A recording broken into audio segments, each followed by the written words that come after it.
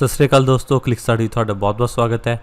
ਇਸ ਵੀਡੀਓ ਵਿੱਚ ਆਪਾਂ ਡਿਸਕਸ ਕਰਾਂਗੇ ਪੰਜਾਬ PCS 2013 ਦੇ ਪੇਪਰ ਵਿੱਚ ਆਏ ਜੀਓਗ੍ਰਾਫੀ ਦੇ ਕੁਐਸਚਨਸ ਬਾਰੇ। ਤਾਂ ਸਟਾਰਟ ਕਰਦੇ ਹਾਂ। ਜੇ ਤੁਹਾਨੂੰ ਇਸ ਲੈਕਚਰ ਦੀ PDF ਚਾਹੀਦੀ ਹੈ ਤਾਂ ਸਾਡੇ ਟੈਲੀਗ੍ਰਾਮ ਚੈਨਲ ਤੇ ਜਾ ਸਕਦੇ ਹੋ, ਤੇ ਜੇ ਤੁਹਾਨੂੰ ਕੋਈ ਵੀ ਡਾਊਟ ਹੈ ਤਾਂ ਸਾਨੂੰ ਇੰਸਟਾਗ੍ਰਾਮ ਤੇ ਡਾਊਟ ਪੁੱਛ ਸਕਦੇ ਹੋ। ਤੇ ਜੇ ਗੱਲ ਕਰੀਏ ਆਪਾਂ 2013 ਦੇ ਕੁਐਸਚਨ ਪੇਪਰ ਦੀ ਪੰਜਾਬ PCS ਦੇ, ਤਾਂ ਉਹਦੇ ਜਿਹੜੇ ਚੀਜ਼ਾਂ ਸਬਜੈਕਟਸ ਤੋਂ ਜਿਹੜੇ ਕੁਐਸਚਨ ਆਏ ਉਹਨਾਂ ਦੀ ਪਰਸੈਂਟੇਜ ਉਰੇ ਮੈਂ ਮੈਂਸ਼ਨ ਕੀਤੀ ਹੋਈ ਹੈ। ਤੇ ਜੀਓਗ੍ਰਾਫੀ ਦੀ ਗੱਲ ਕਰੀਏ ਤਾਂ 14% ਆਫ GS ਪੇਪਰ ਹੈ ਜਿਹੜਾ ਉਹ ਜੀਓਗ੍ਰਾਫੀ ਦੇ ਵਿੱਚੋਂ ਆਇਆ। ਇਹਦਾ ਮਤਲਬ 14 ਕੁਐਸਚਨਸ ਹੈ GS ਦੇ ਪੇਪਰ ਵਿੱਚ ਜੀਓਗ੍ਰਾਫੀ ਵਿੱਚੋਂ। ਤੇ ਜੇ ਬਾਕੀ ਈਅਰਸ ਨਾਲ ਕੰਪੈਰੀਜ਼ਨ ਕਰੀਏ ਤਾਂ 2013 ਦੇ ਵਿੱਚ 14 ਕੁਐਸਚਨਸ ਆਏ, 2015 ਦੇ ਵਿੱਚ 9 ਕੁਐਸਚਨਸ ਆਏ, ਤੇ 2018 ਦੇ ਵਿੱਚ 5 ਕੁਐਸਚਨਸ ਆਏ ਸਿਰਫ ਜੀਓਗ੍ਰਾਫੀ ਦੇ ਵਿੱਚੋਂ। ਮਤਲਬ ਜੇ ਤੁਸੀਂ ਜੀਓਗ੍ਰਾਫੀ ਨੂੰ ਚੰਗੀ ਤਰ੍ਹਾਂ ਪ੍ਰੀਪੇਅਰ ਕਰੋ ਤਾਂ ਕਾਫੀ ਤੁਹਾਨੂੰ ਬੈਨੀਫਿਟ ਹੋਵੇਗਾ ਪੇਪਰ ਦੇ ਵਿੱਚ। ਤਾਂ ਹੁਣ ਗੱਲ ਕਰਦੇ ਹਾਂ ਕੁਐਸਚਨਸ ਦੀ ਜਿਹੜੇ ਜੀਓਗ੍ਰਾਫੀ 'ਚ ਆਏ। ਤਾਂ one of the question is in which of the following countries is Kalahari desert located. Kalahari desert ਇੱਕ ਇੰਪੋਰਟੈਂਟ ਡੈਜ਼ਰਟ ਹੈ, ਅਤੇ ਪੁੱਛਿਆ ਗਿਆ ਕਿ ਜਿਹੜਾ ਕਾਲਾਹਾਰੀ ਡੈਜ਼ਰਟ ਹੈ ਉਹ ਕਿਹੜੀ ਕੰਟਰੀਜ਼ ਦੇ ਵਿੱਚ ਲੋਕੇਟ ਕਰਦਾ ਹੈ। 3 ਆਪਸ਼ਨਸ ਦਿੱਤੀਆਂ ਹੋਈਆਂ ਨੇ, Namibia, Botswana and south Africa. ਤਾਂ ਜਿਹੜਾ ਕਾਲਾਹਾਰੀ ਡੈਜ਼ਰਟ ਹੈ ਉਹ ਤਿੰਨਾਂ ਹੀ ਦੇਸ਼ਾਂ ਦੇ ਵਿੱਚ ਲੱਗਦਾ ਹੈ, ਤਾਂ ਕਰਕੇ ਇਹਦਾ ਇਸਦਾ ਕਰੈਕਟ ਆਨਸਰ ਆਏਗਾ D 1 2 3। ਦੇਖ ਸਕਦੇ ਹੋ ਇਹ ਅਫਰੀਕਾ ਦੇ ਲੋਅਰ ਪਾਰਟ ਦਾ ਮੈਪ ਹੈ, ਜਿਹਦੇ ਸਾਊਥ ਅਫਰੀਕਾ, ਬੋਤਸਵਾਨਾ, ਨਮੀਬੀਆ ਤਿੰਨਾਂ ਨੂੰ ਹੀ ਕਵਰ ਕਰਦਾ ਇਹ ਕਾਲਾਹਾਰੀ ਡੈਜ਼ਰਟ। ਨੈਕਸਟ ਕੁਐਸਚਨ ਆਇਆ, ਉਹਦੇ ਵਿੱਚ ਕੁਛ ਰੇਲਵੇ ਜ਼ੋਨਸ ਦਿੱਤੇ ਹੋਏ ਨੇ ਅਤੇ ਉਹਨਾਂ ਦੇ ਹੈੱਡਕੁਆਟਰਸ ਪੁੱਛੇ ਹੋਏ ਨੇ ਕਿ ਕਿਹੜੇ ਰੇਲਵੇ ਜ਼ੋਨ ਦਾ ਹੈੱਡਕੁਆਟਰ ਕਿੱਥੇ ਹੈ।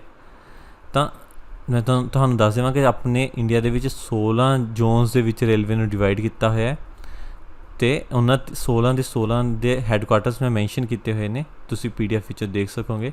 ਤਾਂ ਆਪਾਂ ਕੁਐਸਚਨ ਨੂੰ ਡਿਸਕਸ ਕਰੀਏ ਤਾਂ ਸਾਊਥ ਸੈਂਟਰਲ ਜਿਹੜੀ ਰੇਲਵੇ ਜ਼ੋਨ ਹੈ ਉਹਦਾ ਹੈੱਡਕੁਆਟਰ ਹੈਗਾ ਸਿਕੰਦਰਾਬਾਦ ਦੇ ਵਿੱਚ। ਦੈਨ ਜਿਹੜੀ ਸਾਊਥ ਈਸਟਰਨ ਰੇਲਵੇ ਜ਼ੋਨ ਹੈ ਉਹਦਾ ਹੈੱਡਕੁਆਟਰ ਹੈਗਾ ਕੋਲਕਾਤਾ ਦੇ ਵਿੱਚ। ਦੈਨ ਜੇ ਆਪਾਂ ਗੱਲ ਕਰੀਏ ਸਾਊਥ ਵੈਸਟਰਨ ਦੀ, ਉਹਦਾ ਹੈੱਡਕੁਆਟਰ ਹੈਗਾ ਹੁਬਲੀ ਦੇ ਵਿੱਚ, ਅਤੇ ਜਿਹੜੀ ਸਾਊਥ ਈਸਟ ਸੈਂਟਰਲ ਰੇਲਵੇ ਹੈ ਉਹਦਾ ਹੈੱਡਕੁਆਟਰ ਹੈ ਬਿਲਾਸਪੁਰ ਦੇ ਵਿੱਚ। ਤਾਂ ਆਪਸ਼ਨ ਆਏਗਾ ਆਪਣੇ ਕੋਲ A, correct answer is A। ਤਾਂ ਇਹ ਜਿਹੜੇ 16 ਜ਼ੋਨਸ ਨੇ ਉਹਨਾਂ ਦਾ ਇੰਡੀਆ ਦਾ ਮੈਪ ਹੈ, ਕਿਹੜੇ 16 ਜ਼ੋਨਸ ਦੇ ਵਿੱਚ ਡਿਵਾਈਡਡ ਹੈ, ਅਤੇ ਉਹਨਾਂ ਸਾਰਿਆਂ ਦੇ ਜਿਹੜੀ ਵੀ ਉਹ 16 ਜ਼ੋਨਸ ਨੇ ਉਹਨਾਂ ਦੇ ਨੇਮਸ, ਉਹਨਾਂ ਦਾ ਐਸਟੈਬਲਿਸ਼ਮੈਂਟ ਈਅਰ, ਉਹਨਾਂ ਦਾ ਰੂਟ, ਇਹ ਸਾਰਾ ਕੁਛ ਉਰੇ ਮੈਂਸ਼ਨਡ ਹੈ ਅਲੋਂਗ ਵਿਦ ਹੈੱਡਕੁਆਟਰਸ। ਹੈੱਡਕੁਆਟਰਸ ਇੰਪੋਰਟੈਂਟ ਨੇ, ਇਹਨਾਂ ਨੂੰ ਯਾਦ ਕਰ ਲਿਓ। ਸੋ ਇਹਨਾਂ 16 ਦੇ 16 ਜ਼ੋਨਸ ਦਾ ਜਦ ਕੋਈ ਨਾ ਕੋਈ ਯਾਦ ਕਰਨ ਦਾ ਤਰੀਕਾ ਬਣ ਜਾਂਦਾ। ਜਿਵੇਂ ਨਾਰਦਰਨ ਰੇਲਵੇ ਹੈ ਤਾਂ ਤੁਸੀਂ ਜੇ ਇੰਡੀਆ ਦਾ ਮੈਪ 'ਤੇ ਕਾਫੀ ਤੁਹਾਡੀ ਪਕੜ ਹੈ ਤਾਂ ਤੁਹਾਨੂੰ ਯਾਦ ਈਜ਼ੀਲੀ ਹੋ ਜਾਏਗਾ ਕਿ ਦਿੱਲੀ ਵਾਲੀ ਸਾਈਡ ਹੋਏਗਾ, ਜਾਂ ਜਿਵੇਂ ਸਾਊਥ ਈਸਟਰਨ ਰੇਲਵੇ ਹੈ, ਸਾਊਥ ਈਸਟ ਦੇ ਵਿੱਚ ਜਾ ਕੇ ਕੋਲਕਾਤਾ ਹੈ, ਤਾਂ ਐਵੇਂ ਤੁਹਾਨੂੰ ਯਾਦ ਹੋ ਜਾਵੇਗਾ ਕਿ ਕਿਹੜਾ ਚੀਜ਼ ਕਿਸ ਸਾਈਡ ਹੈ, ਕਿਸ ਜ਼ੋਨ ਦਾ ਹੈੱਡਕੁਆਟਰ ਕਿਹੜਾ ਹੋਵੇਗਾ। ਦੈਨ ਨੈਕਸਟ ਕੁਐਸਚਨ ਆਇਆ ਹੈ ਗੁਲਫ ਆਫ ਬੋਥਨੀਆ 'ਤੇ। ਇਸ ਕੁਐਸਚਨ ਤੋਂ ਮਤਲਬ ਹੈ ਕਿ ਗੁਲਫ ਵੀ ਜਿਹੜੇ ਇੰਪੋਰਟੈਂਟ ਨੇ ਉਹਨਾਂ ਦੀ ਲੋਕੇਸ਼ਨ ਵੀ ਤੁਹਾਨੂੰ ਯਾਦ ਹੋਣੀ ਚਾਹੀਦੀ ਹੈ ਪੇਪਰ ਲਈ। Is ਲੋਕੇਟਿਡ between which of the following countries, ਕਿ ਕਿਹੜੇ ਦੇਸ਼ਾਂ ਦੇ ਵਿੱਚ ਗੁਲਫ ਆਫ ਬੋਥਨੀਆ ਲੋਕੇਟਿਡ ਹੈ। ਤਾਂ ਇਹਦਾ ਆਨਸਰ ਇਹ ਲੋਕੇਟਿਡ ਹੈ ਫਿਨਲੈਂਡ ਅਤੇ ਸਵੀਡਨ ਦੇ ਵਿੱਚ। ਦੈਟ ਇਜ਼ ਇਹਦਾ ਆਨਸਰ ਆਵੇਗਾ C 1 ਐਂਡ 3। ਤੁਸੀਂ ਇਸ ਨੂੰ ਮੈਪ 'ਤੇ ਵੀ ਦੇਖ ਸਕਦੇ ਹੋ ਕਿ ਇਹ ਗੁਲਫ ਆਫ ਬੋਥਨੀ ਹੈ, ਇੱਕ ਸਾਈਡ 'ਤੇ ਸਵੀਡਨ ਹੈ, ਦੂਸਰੀ ਸਾਈਡ 'ਤੇ ਫਿਨਲੈਂਡ ਹੈ। ਤਾਂ ਇੱਕ ਸਾਈਡ 'ਤੇ ਸਵੀਡਨ, ਦੂਜੀ ਸਾਈਡ 'ਤੇ ਫਿਨਲੈਂਡ, ਆਨਸਰ ਇਜ਼ C।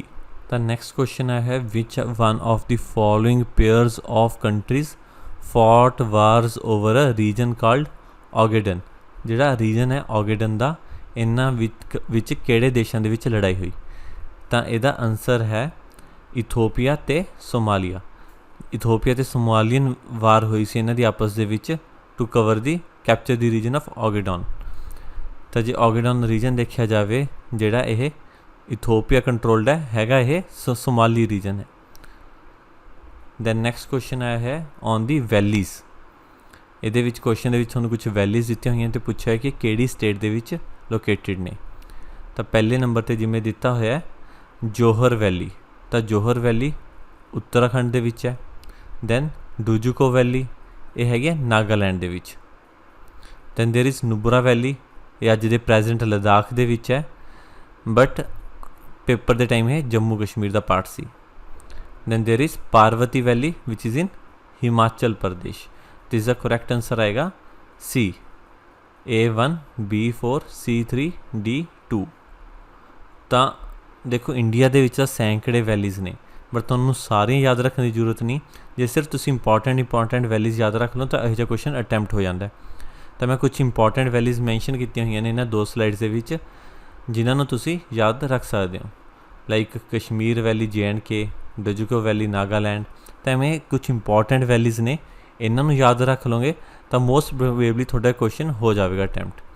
ਤਾਂ ਸਿਰਫ ਆਹੀ ਵੈਲੀਜ਼ ਨੂੰ ਚੰਗੀ ਤਰ੍ਹਾਂ ਯਾਦ ਕਰ ਲਿਓ। ਬਾਕੀ ਜੇ ਤੁਹਾਡੇ ਕੋਲ ਐਕਸਟਰਾ ਟਾਈਮ ਹੈ ਤਾਂ ਤੁਸੀਂ ਇੰਟਰਨੈਟ ਤੋਂ ਜਿੰਨੀਆਂ ਮਰਜ਼ੀ ਵੈਲੀਜ਼ ਯਾਦ ਕਰ ਸਕਦੇ ਹੋ। ਦੈਨ ਨੈਕਸਟ ਕੁਐਸਚਨ ਹੈ on which rivers and between which 2 places is national waterway number 2 situated. ਤਾਂ ਜਿਹੜਾ ਨੈਸ਼ਨਲ ਵਾਟਰਵੇ ਨੰਬਰ 2 ਹੈ ਉਹ ਕਿੱਥੇ ਸਿਚੁਏਟਿਡ ਹੈ ਅਤੇ ਕਿਹੜੀ ਰਿਵਰ 'ਤੇ ਹੈ। ਜਿਹੜਾ ਨੈਸ਼ਨਲ ਵਾਟਰਵੇ ਨੰਬਰ 2 ਹੈ it is on the Brahmaputra river and ਕਿੱਥੋਂ ਦੀ ਲੈ ਕੇ ਕਿੱਥੇ ਤੱਕ ਹੈ, ਸਦੀਆਂ ਤੋਂ ਲੈ ਕੇ ਧੁਬਰੀ ਤੱਕ। ਤਾਂ ਇਹਦਾ ਕਰੈਕਟ ਆਨਸਰ ਹੈ ਏ। ਦੇਖੋ ਇੰਡੀਆ ਦੇ ਵਿੱਚ 111 ਵਾਟਰਵੇਜ਼ ਨੇ, ਦੇਰ ਆਰ 111 ਵਾਟਰਵੇਜ਼ ਇਨ ਇੰਡੀਆ। ਪਹਿਲਾਂ 6 ਬਣਾਏ ਗਏ ਸੀ, ਉਹ 6 ਜ਼ਿਆਦਾ ਇੰਪੋਰਟੈਂਟ ਨੇ, ਵੱਡੇ ਵਾਟਰਵੇਜ਼ ਨੇ। ਉਸ ਤੋਂ ਬਾਅਦ 105 ਬਾਅਦ 'ਚੋਂ ਐਡ ਅਪ ਕੀਤੇ ਗਏ ਨਵੇਂ। ਤਾਂ ਜਿਹੜੇ 6 ਨੇ ਇਹ ਜ਼ਿਆਦਾ ਇੰਪੋਰਟੈਂਟ ਨੇ ਕਿ ਕਿਹੜੀ ਰਿਵਰ 'ਤੇ ਨੇ, ਅਤੇ ਬਾਕੀ 105 ਤੁਹਾਨੂੰ ਪਤਾ ਹੋਣਾ ਚਾਹੀਦਾ ਕਿ ਟੋਟਲ 111 ਨੇ, ਦੈਟ ਇਜ਼ ਐਨਫ। ਪਰ ਇਹ ਜਿਹੜੇ 6 ਨੇ ਇਹਨਾਂ ਦੀ ਰਿਵਰਸ ਅਤੇ ਕਿੱਥੋਂ ਦੀ ਲੈ ਕੇ ਕਿੱਥੇ ਤੱਕ ਨੇ ਇਹ ਯਾਦ ਹੋਣਾ ਚਾਹੀਦਾ। ਜਿਹੜਾ ਇਸ ਮੈਪ 'ਤੇ ਮਾਰਕ ਕੀਤਾ ਹੋਇਆ ਇਹ 6 ਵਾਟਰਵੇਜ਼ ਮਾਰਕ ਕਰੇ ਹੋਏ ਨੇ, 6 5 4 ਅਤੇ 3। ਇਹ 6 ਵਾਟਰਵੇਜ਼ ਮਾਰਕ ਕਰੇ ਹੋਏ ਨੇ, ਇਹਨਾਂ ਦੀਆਂ ਰਿਵਰਸ ਨਾਲ ਮੈਂਸ਼ਨ ਨੇ, ਇਹਨਾਂ ਡਿਸਟੈਂਸ ਮੈਂਸ਼ਨ ਹੈ ਅਤੇ ਨਾਲ ਹੀ ਇਹ ਕਿੱਥੋਂ ਦੀ ਲੈ ਕੇ ਕਿੱਥੇ ਤੱਕ ਨੇ। ਤਾਂ ਇਹ ਤੁਸੀਂ PDF ਦੇ ਵਿੱਚੋਂ ਦੇਖ ਸਕਦੇ ਹੋ। ਨੈਕਸਟ ਕੁਐਸਚਨ ਹੈ equator does not pass through which of the following countries. Equator ਇੱਕ ਹੁੰਦਾ ਆਪਣੇ ਕੋਲ ਟ੍ਰੋਪਿਕ ਆਫ ਕੈਂਸਰ, ਨੀਚੇ ਹੁੰਦਾ ਆਪਣੇ ਕੋਲ ਟ੍ਰੋਪਿਕ ਆਫ ਕੈਪਰੀਕੋਰਨ। ਤਾਂ ਜਿਹੜੀਆਂ 3 ਲਾਈਨਸ ਨੇ ਬਹੁਤ ਇੰਪੋਰਟੈਂਟ ਨੇ, ਕਿਹੜੇ ਦੇਸ਼ ਇਹਨਾਂ 'ਤੇ ਲਾਈ ਕਰਦੇ ਨੇ ਜਾਂ ਕਿਹੜੀਆਂ ਇੰਡੀਆ ਦੀ ਸਟੇਟਸ ਕਿਸ ਟ੍ਰੋਪਿਕ ਆਫ ਕੈਂਸਰ 'ਤੇ ਲਾਈ ਕਰਦੀਆਂ, ਇਹੋ ਜਿਹੇ ਟੌਪਿਕਸ 'ਤੇ ਕੁਐਸਚਨ ਬਣ ਜਾਂਦੇ ਨੇ ਬਹੁਤ ਵਾਰ। ਤਾਂ ਇਹਨਾਂ ਨੂੰ ਕੋਈ ਯਾਦ ਰੱਖਣ ਦਾ ਤਰੀਕਾ ਬਣਾ ਲਓ, ਮੈਪ ਨੂੰ ਵਰਡ ਮੈਪ ਨੂੰ ਚੰਗੀ ਤਰ੍ਹਾਂ ਦੇਖੋ ਅਤੇ ਜਿਹੜੇ ਕੰਟਰੀਜ਼ ਲਾਈ ਕਰਦੇ ਨੇ ਉਹਦੀ ਕੋਈ ਨਾ ਕੋਈ ਸਟੋਰੀ ਜੋੜ ਲਓ, ਤਾਂ ਕੋਈ ਨਾ ਕੋਈ ਨਿਮੋਨਿਕ ਬਣਾ ਲਓ ਤਾਂ ਤੁਸੀਂ ਉਹਨੂੰ ਯਾਦ ਰੱਖ ਸਕੋਗੇ। ਹੁਣ ਇਹਨਾਂ ਨੂੰ ਪੁੱਛਿਆ ਹੋਇਆ ਇਕੁਏਟਰ 'ਤੇ, ਤਾਂ ਇਕੁਏਟਰ 'ਤੇ ਜੇ ਆਪਾਂ ਗੱਲ ਕਰੀਏ ਤਾਂ ਕੋਲੰਬੀਆ ਇਕੁਏਟਰ 'ਤੇ ਲਾਈ ਕਰਦਾ, ਬ੍ਰਾਜ਼ੀਲ ਵੀ ਇਕੁਏਟਰ 'ਤੇ ਲਾਈ ਕਰਦਾ। ਬ੍ਰਾਜ਼ੀਲ ਸਗੋਂ ਇਹੋ ਜਿਹਾ ਦੇਸ਼ ਹੈ ਜਿਹੜਾ ਟ੍ਰੋਪਿਕ ਆਫ ਕੈਪਰੀਕੋਰਨ 'ਤੇ ਵੀ ਲਾਈ ਕਰਦਾ ਅਤੇ ਇਕੁਏਟਰ 'ਤੇ ਵੀ ਲਾਈ ਕਰਦਾ। ਤਾਂ ਇਹ ਇਕਲੌਤਾ ਦੇਸ਼ ਹੈ ਦੁਨੀਆ ਦਾ ਜਿਹਦੇ ਵਿੱਚੋਂ 2 ਲਾਈਨਸ ਨਿਕਲਦੀਆਂ ਨੇ। ਦੈਨ ਆਪਾਂ ਗੱਲ ਕਰਦੇ ਹਾਂ DRC, ਡੈਮੋਕ੍ਰੈਟਿਕ ਰਿਪਬਲਿਕ ਆਫ ਕੰਗੋ, ਇਹਦੇ ਵਿੱਚੋਂ ਵੀ ਇਕੁਏਟਰ ਲਾਈ ਕਰਦਾ। ਹੁਣ ਗੱਲ ਕਰਦੇ ਹਾਂ ਬੋਲੀਵੀਆ ਦੀ, ਬੋਲੀਵੀਆ ਵਿੱਚੋਂ ਇਕੁਏਟਰ ਨਹੀਂ ਨਿਕਲਦਾ। ਦੈਨ ਗੱਲ ਕਰੀਏ ਐਂਗੋਲਾ ਦੀ, ਐਂਗੋਲਾ ਵਿੱਚੋਂ ਵੀ ਇਕੁਏਟਰ ਨਹੀਂ ਨਿਕਲਦਾ। ਅਤੇ ਇਹਦਾ ਕਰੈਕਟ ਆਨਸਰ ਹੈ D 4 ਐਂਡ 5, ਕਿਉਂਕਿ ਇਹਨਾਂ ਨੇ ਪੁੱਛਿਆ ਕਿਹੜੇ ਵਿੱਚੋਂ ਇਕੁਏਟਰ ਨਹੀਂ ਨਿਕਲਦਾ। ਤਾਂ ਇੱਕ ਇਹ ਮੈਪ ਹੈ ਜਿਹਦੇ ਵਿੱਚ ਕੰਟਰੀਜ਼ ਦਿੱਤੀਆਂ ਹੋਈਆਂ ਸਾਰੀਆਂ ਜਿਨ੍ਹਾਂ ਵਿੱਚੋਂ ਇਕੁਏਟਰ ਨਿਕਲਦਾ। ਸਭ ਤੋਂ ਪਹਿਲਾਂ South America, Colombia, Ecuador, Brazil. Then Africa, Sao Tome and Principe, Gabon, Republic of Congo, Uganda, DRC, Kenya ਅਤੇ ਸੋਮਾਲੀਆ। ਦੈਨ ਫਿਰ ਮਾਲਦੀਵਜ਼ ਵਿੱਚੋਂ ਨਿਕਲਦਾ ਏਸ਼ੀਆ ਦੇ ਵਿੱਚੋਂ। Then Indonesia, then Kiribati. ਅਤੇ ਇਹਨਾਂ ਸਾਰਿਆਂ ਨੂੰ ਤੁਸੀਂ ਯਾਦ ਰੱਖਣਾ ਹੈ। ਦੈਨ ਨੈਕਸਟ ਕੁਐਸਚਨ ਹੈ ਇਨ ਡੈਮੋਗ੍ਰਾਫੀ ਦਾ ਬਾਇਓਲੋਜੀਕਲ ਕਪੈਸਿਟੀ ਫॉर ਰੀਪਰੋਡਕਸ਼ਨ। ਇੱਕ ਹੁੰਦੀ ਹੈ ਕਿ ਕਿੰਨੇ ਕਿਸੇ ਦੇ ਆਫ ਸਪਰਿੰਗਸ ਨੇ, ਕਿੰਨੇ ਬੱਚੇ ਨੇ। ਦੂਜੀ ਚੀਜ਼ ਹੁੰਦੀ ਹੈ ਕਿ ਉਹਨਾਂ ਦੀ ਕਪੈਸਿਟੀ ਕਿੰਨੀ ਹੈ ਬੱਚੇ ਪ੍ਰੋਡਿਊਸ ਕਰਨ ਦੀ। ਤਾਂ ਆਫਨ ਕਪੈਸਿਟੀ ਜ਼ਿਆਦਾ ਹੁੰਦੀ ਹੈ ਲੇਕਿਨ ਲੋਕ ਬੱਚੇ ਘੱਟ ਕਰਦੇ ਨੇ ਕੰਪੈਰੇਟਿਵਲੀ ਜਿੰਨੀ ਉਹਨਾਂ ਦੀ ਕਪੈਸਿਟੀ ਹੈ। ਤਾਂ ਜਿਹੜੀ ਤਾਂ ਆਫ ਸਪਰਿੰਗਸ ਕਰ ਲਏ ਉਹਨੂੰ ਆਪਾਂ ਕਹਿੰਦੇ ਹਾਂ ਫਰਟੀਲਿਟੀ। ਅਤੇ ਜਿਹੜੀ ਉਹਨਾਂ ਦੀ ਕਪੈਸਿਟੀ ਹੈ ਕਿ ਕਿੰਨੇ ਬੱਚੇ ਉਹ ਕਰ ਸਕਦੇ ਨੇ, ਕਿੰਨਾ ਰੀਪਰੋਡਿਊਸ ਕਰ ਸਕਦੇ ਨੇ, ਉਹ ਹੁੰਦੀ ਹੈ ਫੈਕੰਡਿਟੀ। ਤਾਂ ਇਹਨਾਂ ਦੋਨਾਂ ਟਰਮਸ ਦੇ ਵਿੱਚ ਡਿਫਰੈਂਸ ਸਮਝਣਾ ਜ਼ਰੂਰੀ ਹੈ। ਇੱਕ ਹੁੰਦੀ ਹੈ ਫੈਕੰਡਿਟੀ, ਦੂਜੀ ਹੁੰਦੀ ਹੈ ਫਰਟੀਲਿਟੀ। ਫੈਕੰਡਿਟੀ ਕਿ ਕਿੰਨਾ ਉਹ ਰੀਪਰੋਡਿਊਸ ਕਰ ਸਕਦਾ, ਫਰਟੀਲਿਟੀ ਜਿੰਨਾ ਐਕਚੁਅਲ 'ਚ ਉਹਨਾਂ ਨੇ ਰੀਪਰੋਡਿਊਸ ਕਰਿਆ, ਜਿੰਨੇ ਐਕਚੁਅਲ 'ਚ ਉਹਨਾਂ ਕੋਲ ਬੱਚੇ ਨੇ। ਜਿਵੇਂ ਆਪਾਂ ਕਹਿੰਦੇ ਹਾਂ ਕਿ ਇੰਡੀਆ ਦੇ ਕੇਸ ਦੇ ਵਿੱਚ ਫਰਟੀਲਿਟੀ ਰੇਟ ਅਰਾਊਂਡ 2.2 ਹੈ। ਤਾਂ 2.2 ਦਾ ਮਤਲਬ ਕਿ ਹਰੇਕ ਐਵਰੇਜ ਇੱਕ ਕਪਲ ਪਿੱਛੇ, ਹਰੇਕ ਐਵਰੇਜ ਇੱਕ ਹਸਬੈਂਡ ਵਾਈਫ ਪਿੱਛੇ ਆਪਣੇ ਕੋਲ 2.2 ਬੱਚਿਆਂ ਦੇ ਕਰੀਬ ਨੇ।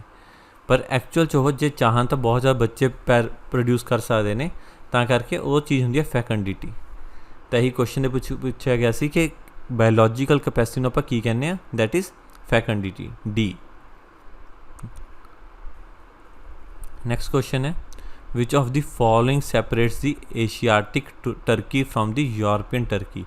तो टर्की एक इहो जिहा देश है जिहड़ा एशिया दे विच भी लाई करदा है ते यूरोप दे विच भी लाई करदा है। ते जिथे एशिया ते यूरोप अलग अलग हुंदे ने टर्की दे विच उत्थों दी एक स्ट्रेट निकलदी है।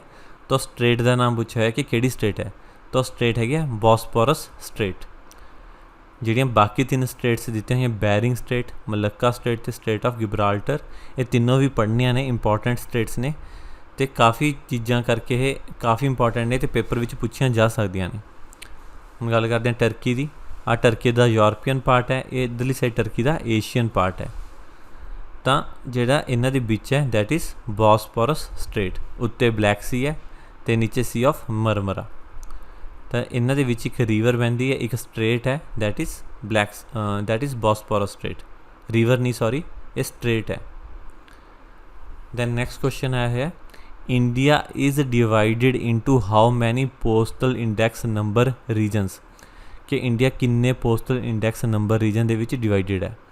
तो इंडिया दे विच 9 तरह के पिन्स दे विच डिवाइडेड है इंडिया, जिन्हां विचों 8 सिविल ने ते एक मिलिटरी पोस्टल सर्विस है। तो यदा करैक्ट आंसर आऊगा C 8 geographical and 1 reserve for army postal service. तो पिन हुंदे किवें, जिवें तुसीं पंजाब 'च देखिया होगा कि तुसीं किते भी कोई लैटर पानी है तो तुहानूं एक 6 अखरां दा पिन लिखना पैंदा है। तो जिहड़ा 6 डिजिट का पिन है पंजाब दे विच तुसीं किसी भी शहर दे विच पिन पाओगे तो 1 तो शुरू हुंदा है। उवें ही जे तुसीं किसी मिलिटरी दे ऑफिस 'च भेजनी है तो जनरली 9 दे विच हुंदे ने। तां करके यह पिन्स डिवाइडेड ने अकॉर्डिंग टू जोग्राफिकल रीजन। जिहड़े 8 ने, पहले 2 नॉर्दर्न नूं, अगले 2 वैसटर्न नूं, अगले 2 साउदर्न नूं, अगले 2 ईस्टर्न नूं, एवें 8 डिवाइड किए हुए हैं फॉर द जोग्राफिकल रीजनस। तो एक आर्मी पोस्टल लिए अड्ड तो है that is number 9। Then next question है क्रॉप लॉगिंग की है, वट इज़ क्रॉप लॉगिंग। तो क्रॉप लॉगिंग का जे आप आंसर देखो तो है it is a soil fertility evaluation method, कि किसी जगह की किन्नी फर्टिलिटी है, किन्ने को फर्टिलाइजर्स की लोड़ है ताकि मैक्सीमम उत्थे ईल्ड हो सके, मैक्सीमम प्रोडक्शन हो सके, उन्होंने आप कहने crop logging. Plant analysis for assessing the requirement of nutrients for crop production, कि प्लांट दे लिए किसी प्लांट लिए हरेक दी अपनी अपनी न्यूट्रीशनल रिक्वायरमेंट है कि उन्होंने आप की करिए कि वह मैक्सीमम ग्रो कर सके plant. Then testing suitability of fertilisers, कि किहड़े फर्टिलाइजर्स पावांगे तो मैक्सीमम ग्रोथ होगी क्रॉप्स की, तो यह होंगी क्रॉप लॉगिंग। तो यदा करैक्ट आंसर आऊगा C a method of keeping record of progress of crops and crop analysis for maximising yield. तो प्रोडक्शन मैक्सीमम करने लई किन्नी क उत्थे फर्टिलाइजर्स की लोड़ है या कुछ भी रिक्वायरमेंट्स ने उस जगह दियाँ जो डाटा रिप्रजेंट करता है, और that is a crop logging. Then next question है ब्यूफोर्ड स्केल ते, कि जिहड़ा ब्यूफोर्ड स्केल है ये किस चीज़ नूं मैजर करने लई यूज़ हुंदा है। तो तुहानूं मैं दस देवां जिहड़ा ब्यूफोर्ड स्केल है ये विंड वेलोसिटी वास्ते यूज़ किया जाता है। तो बाकी जिहड़ियां चीज़ां ने जिवें एटमोसफेयरिक प्रैशर है, तो एटमोसफेयरिक प्रैशर लई यूज़ हुंदी है बैरोमीटर, ह्यूमिडिटी लई हाईग्रोमीटर, तो हाइड्रोलिक प्रैशर लई मैनोमीटर। इन्हां चारां नूं याद रखना है, wind velocity, Beaufort scale, atmospheric pressure, barometer.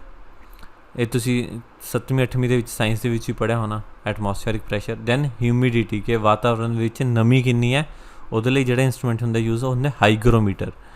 Then जिहड़ा हाइड्रोलिक प्रैशर है उहदे लई हुंदा मैनोमीटर। दैन नैक्सट क्वेश्चन है consider the following pairs of metals and their ores, कि केड़ी मैटल है तो उहदी केड़ी और है, कि जिहड़ी पर्टिकुलर कोई धात है, कोई पर्टिकुलर मैटल है, वो किस तरह के रॉ मटीरियल च मिलती है, केड़ी उहदी ओर है। तो उहदे तुहानूं 3 ऑप्शन दिते हुए हैं तो पूछा है which of the above mentioned pairs are not correct, कि केड़ी इन्हां दे विचों गलत दिती हुई है, गलत पैरल दिता है जिहदा। तो आयरन दी और दिती हुई है सिडरेट, बिल्कुल सही है ये। दैन कॉपर दी दिती है कैलामीन, ये गलत है। जिहड़ी कैलामीन और है वह जिंक दी हुंदी है। दैन दिती है जिंक दी ਸਫੈਲਰਾਈਟ। ਤਾਂ ਸਫੈਲਰਾਈਟ ਵੀ ਬਿਲਕੁਲ ਸਹੀ ਹੈ ਜਿੰਕ ਦੀ, ਸਫੈਲਰਾਈਟ ਵੀ ਇੱਕ ਹੋਰ ਹੈ। ਤੇ ਨਾਲ ਗਲਤ ਹੈ ਦੂਜਾ ਨੰਬਰ ਆਪਸ਼ਨ।